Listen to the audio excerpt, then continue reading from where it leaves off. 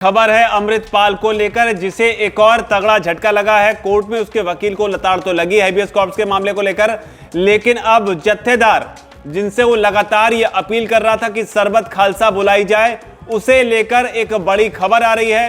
किस तरीके से ये दोहरा झटका अमृतपाल को लगा है, बताते हैं आपको पूरी खबर। दरअसल वारिस पंजाब दे का जो भगोड़ा मुखिया है अमृतपाल सिंह, उसने कुछ दिन पहले वीडियो जारी किए थे, एक के बाद एक 2 वीडियो जारी करते हुए उसने कहा था कि अकाल तख्त साहिब के जत्थेदार जो हैं वो बैसाखी के मौके पर सरबत खालसा बुलाएं।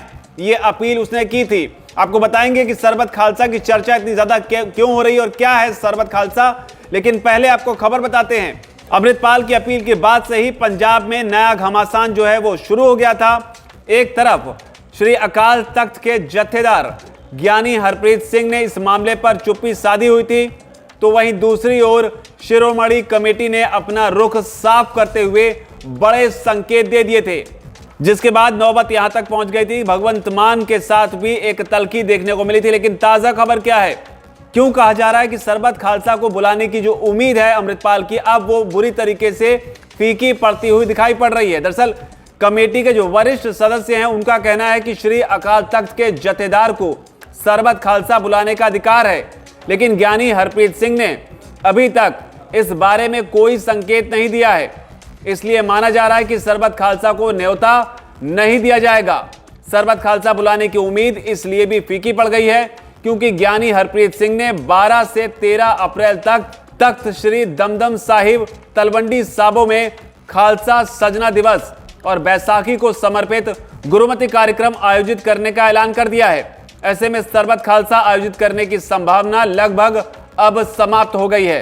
तो ये कमेटी के सदस्यों की तरफ से बयान आया है, लेकिन बड़ी बात है कि क्या है सरबत खालसा और इसे कब इसका आयोजन किया जाता है। तो आपको बता दें कि सरबत शब्द का अर्थ होता है सभी और खालसा का अर्थ होता है सिखों से, यानी कि सभी सिखों के गुटों की एक सभा जो सरबत खालसा कहलाती है।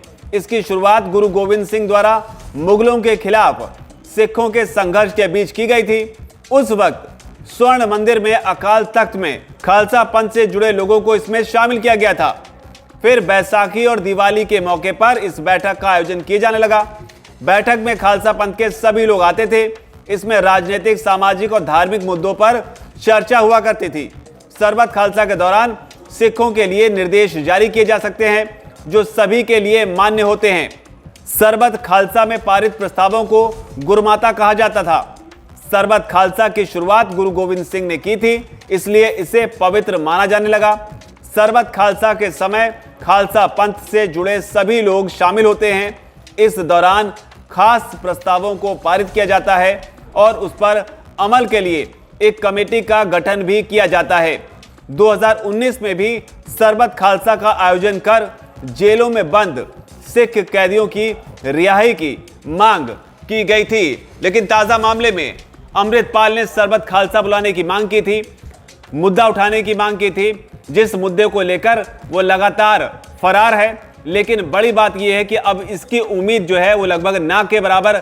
लेकिन इससे पहले अमृतपाल को पंजाब एंड हरियाणा हाईकोर्ट जो है वहां से भी झटका लगा था, जहां पर हैबियस कॉर्पस की जो याचिका थी उसे लेकर अमृतपाल का जो वकील है उसे फटकार लगाई थी। कोर्ट ने कहा था कि जो अमृतपाल है उस पर एनएसए लगा हुआ है और आप हैबियस कॉर्पस जो है वो फाइल कर रहे हैं। तो फिलहाल इस खबर में इतना ही, क्योंकि सरबत खालसा की चर्चा पिछले कुछ दिनों से लगातार हो रही थी और जो भगवंत मान है उन्होंने भी जत्थेदार को लेकर इस पर निशाना साधा था। कहा था कि आप जो है, क्योंकि जब धमकी दी गई थी, 24 घंटे का अल्टीमेटम दिया गया था जिसमें कहा गया था कि खालिस्तान का समर्थन करने वाले, अमृतपाल का समर्थन करने वाले जिन युवाओं को गिरफ्तार किया गया है उन्हें 24 घंटे के भीतर छोड़ा जाए, जिसे लेकर भगवंत मान ने कहा था कि आप युवाओं को भड़काने का काम कर रहे हैं, जिसके बाद एक जुबानी जंग भी देखने को मिली। लेकिन जो बड़ी अपडेट है वो ये है कि सरबत खालसा अब लगभग नहीं बुलाई जाएगी और ये वही सरबत खालसा है जिसे बुलाने की अपील बार बार वीडियो जारी कर अमृतपाल कर रहा था। आपकी इस रिपोर्ट पर क्या राय है, नीचे अगर कमेंट सेक्शन में उसे जरूर लिखें। धन्यवाद। वीके न्यूज, राष्ट्र के नाम।